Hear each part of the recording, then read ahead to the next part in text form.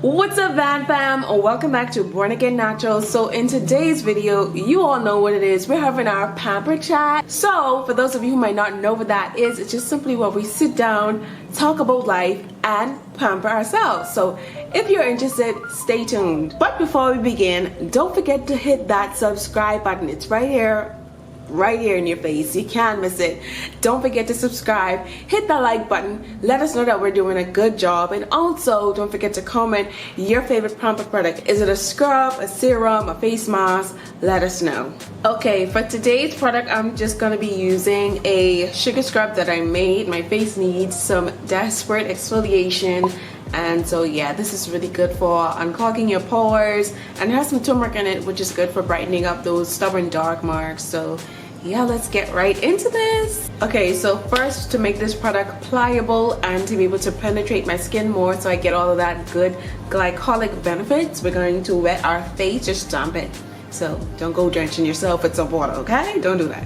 Okay, so basically what I'm going to talk about today is, should you change yourself to feel beautiful or handsome? And you know, this is something that I'm sure all of us can relate to in some kind of way, because I'm sure all of us have had thoughts of, you know, low self-esteem with the way we look, you know, feeling insecure with certain areas. And I just think it's so important for us to have these conversations so that we know how to handle certain situations in life, and so that we don't get obsessive with you know, our beauty and, you know, standards of beauty in society and all these different crazy stuff. So before I get into a deeper discussion, I just feel as though we have to preface this by saying one thing, and regardless of anything that's said here, we have to get to a point where we accept ourselves for exactly who we are. I cannot stress that enough. None of this will make sense, none of this will be relevant if you're starting from a place that you don't even love who you are, in your skin that you are, in your color, in your size, and all these different things. You have to literally accept who you are and be able to love that person for who you are, regardless if things get better or not. So got that disclaimer out of the way, we can proceed. Okay, with that being said, I think we have to look at one side of this situation, which is, okay, yes, you can enhance your beauty, because I mean, even the Proverbs 31 woman actually enhances her beauty with beautiful clothing and different things, embellishments and different things, and she's classified as a virtuous woman, you know. And it does show that it is okay for us as people to look nice, to dress nice, to wear things nicely, and there's no problem with that.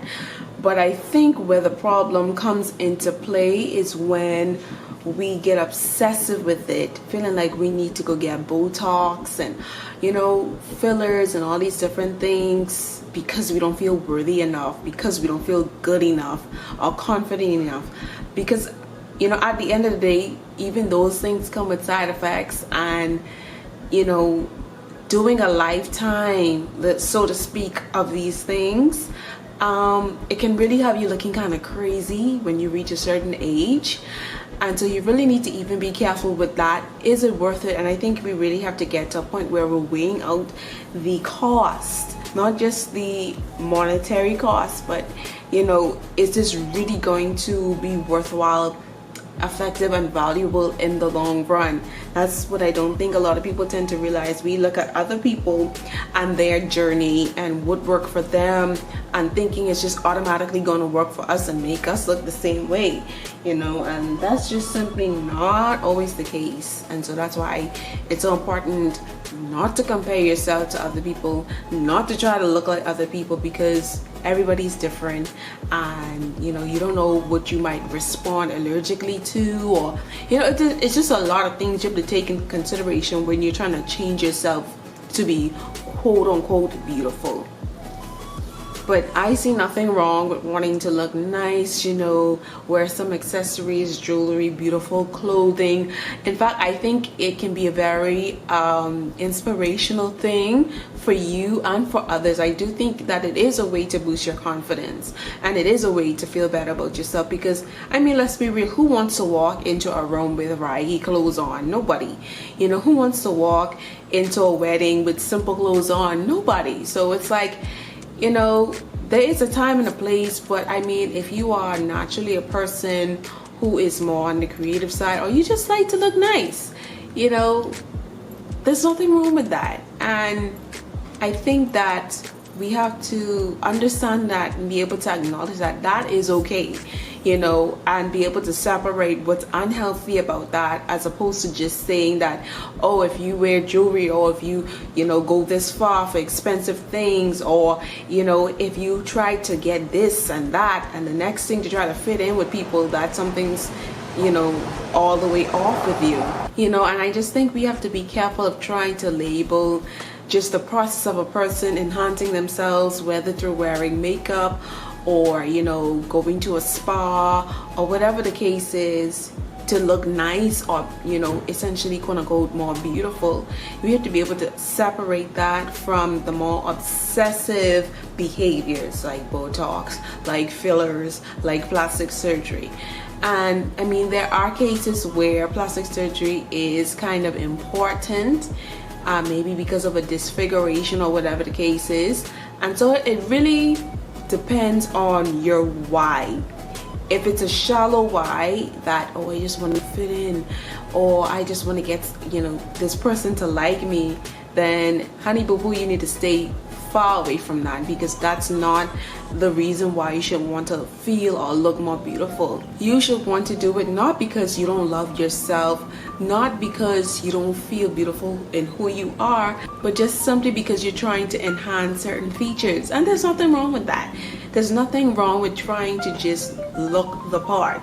You know, if we're honest, sometimes when we wake up in the morning, our face just don't look like it ready for the day, you know, so we have to be so careful, you know.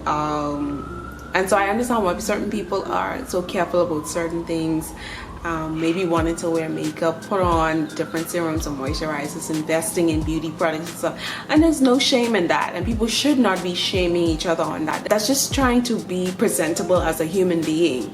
So if you want to go out with your bare face and, you know, nothing on, then kudos to you. And if you want to wear makeup or, you know, things to enhance your natural features, then that's fine. But at the same time, we always have to remember our whys, because we don't want to get obsessive, and then the thing that we're obsessing about isn't what we thought it would have been. It would have been such a waste of time, and then you would feel 10 times worse, because you're like, well, wow, I should have just stayed the way I was before, you know. But, and I think the last thing that I would kind of like touch on is, maybe instead of thinking that you're not beautiful, or that you're not fearfully and wonderfully made as the Bible says, instead of thinking that, really ask yourself, what is it about me that makes me feel this way? Sometimes you have to question ideas and belief systems that maybe you're not aware that you're having, but that attach themselves to you from a very young age. And if we're honest, for so many years, so many of us have had, you know, identity issues, maybe looking down on our skin color, you know, a lot of brown skin girls, black skin girls, you know, looking down on their skin colors. You know, for some persons it may have been a colorism issue where, you know, someone in their family or friends, you know, made a remark about their skin, you know, being dingy or dark or whatever. Sometimes it might have been, you know, a person of a different race throwing out slurs about how you look and the way you appear to them. It could be a world of different things, and, you know, just how, you know, most of our society is kind of like built on, you know, we're built in many ways, most of us, or a lot of us, to think that, you know, white is beautiful, lighter skin is better. And, you know, for some persons that might be the reason. Or, you know, sometimes it could be a certain, you know, nationality or whatever. It could be a whole host of different things. People thinking their nose too big, people thinking their eyes too small. You know, there's so many things we could complain about. But at the end of the day, and I've experienced this, once you become okay with who you are and satisfied with who you are, that's the starting ground. It's not to say that you cannot change. I'm not sending out a condemnation to say, oh, if you go get this and go get that, oh, you know, you don't love yourself. I'm not saying that, but what I am saying is that we have to check our motives. Why are we doing this?